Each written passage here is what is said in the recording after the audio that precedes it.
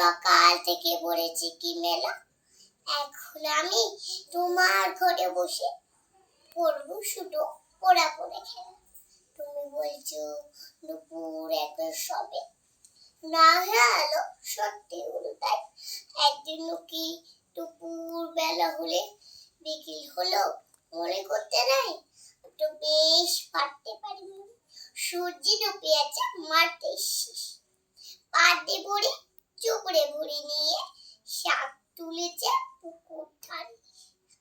আরাম হলো বাদার গাছের তলা, কালি হয়ে এলো পিকের জল।